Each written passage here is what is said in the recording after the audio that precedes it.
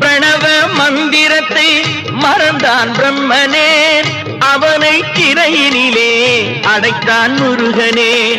அதனால் கந்தனிடம் பிரம்மனும் இரழுவான், அதனால் கந்தனிடம் பிரம்மனும் இரழுவான். கந்தன் அடியவர்க்கு அவனும் அருளுவான், கந்தன் அடியவர்க்கு அவனும் அருளுவான். கந்தனிடம் செல்லுங்கள்,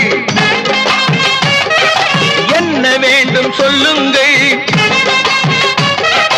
கந்தனிடம் செல்லுங்கள், என்ன வேண்டும் சொல்லுங்கள்.